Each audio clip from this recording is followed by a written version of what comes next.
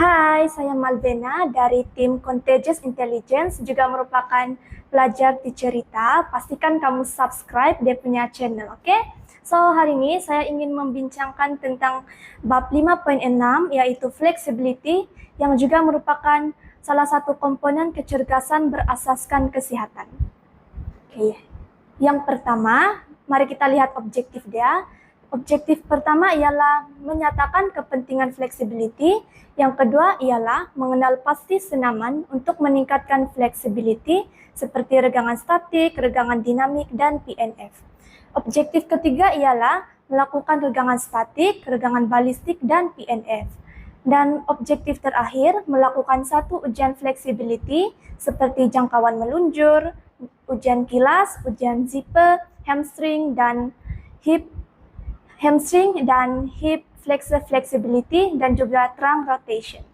Oke, apakah definisi bagi kelenturan? Kelenturan bermaksud keupayaan otot, sendi, tendon, dan ligamen membenarkan anggota badan bergerak pada julat pergerakan yang maksimum. Seterusnya, terdapat beberapa kepentingan flexibility. Yang pertama ialah flexibility dapat meningkatkan prestasi dalam sukan, yaitu kebolehan melakukan pelbagai variasi pergerakan dan kemahiran dengan baik bergantung kepada julat pergerakan dan bukannya bergantung kepada kemahiran permainan tersebut. Kepentingan yang kedua ialah dapat mengurangkan risiko mendapat kecederaan. Peningkatan kelenturan bukan saja diperlukan dalam sukan, tetapi juga dapat menambahkan julat pergerakan dan membantu mencegah kecederaan. Kepentingan ketiga, sebagai pembesaran otot-otot ataupun hypertrofi melalui latihan rintangan. Setiap otot diliputi oleh tisu fascia yang menghalang berlakunya hypertrofi. Apabila melampaui satu tahap, regangan boleh melonggarkan tisu fascia supaya memberi ruang untuk berlakunya hypertrofi. Kepentingan yang keempat, ianya dapat mengurangkan pengumpulan asid laktik. Regangan mampu menetralkan kesan asid laktik dengan cara mengembalikan pengaliran darah ke otot dan sekaligus menyingkirkan asid laktik daripada tubuh melalui respirasi. Dan kepentingan yang terakhir, flexibility dapat meningkatkan tahap IGH kita ataupun insulin related growth factor yang juga dikenali sebagai peningkatan tahap insulin yang berkaitan faktor pembesaran. Kajian menunjukkan regangan yang berulang-ulang meningkatkan pengaliran IGF ke otot, dan tahap IGF yang ditingkatkan ini akan membenarkan pembesaran otot. Terdapat beberapa jenis regangan. Yang pertama ialah regangan statik, seterusnya regangan dinamik, dan seterusnya lagi regangan balistik, dan terakhir ialah PNF. Yang pertama, regangan statik ataupun static stretching. Regangan statik merupakan regangan yang dilakukan untuk meregangkan otot sehingga heart pergerakannya, dan kedudukan itu dikekalkan untuk tempo masa yang tertentu tanpa sebarang gerakan.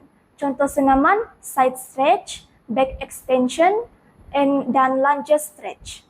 Jenis regangan yang kedua pula ialah regangan dinamik. Regangan dinamik ialah dia menggunakan kelajuan pergerakan, momentum, dan pergerakan otot yang aktif yang membawa kepada regangan. Contoh senaman arm rotation, side bends, open hip, dan leg swing. Regangan seterusnya ialah regangan balistik. Regangan balistik ini menggunakan momentum untuk menghasilkan regangan. Momentum terhasil daripada berbagai pergerakan seperti menggerakkan anggota badan ke depan dan ke belakang untuk menghasilkan pergerakan secara pantulan. Dan contoh senaman yang kita boleh buat untuk balistik ini ialah burpee, jump squat, dan jumping jack. Regangan yang seterusnya pula ialah berbentuk PNF. PNF merujuk kepada sebarang regangan yang dilakukan selepas relaksasi suatu penguncupan isometrik, dan kebiasaannya PNF memerlukan pasangan untuk memberi rintangan semasa melakukan penguncupan isometrik dan melakukan regangan secara pasif. Contoh senaman PNF ialah duduk dan jangkau dan zipper test. Dan sekarang saya akan tunjukkan beberapa ujian yang dapat dilakukan untuk meningkatkan flexibility. Contohnya duduk dan jangkau. Ujian flexibility yang kedua ialah ujian kilas. Selain itu juga ujian zipper. Seterusnya hamstring dan hip flexor flexibility.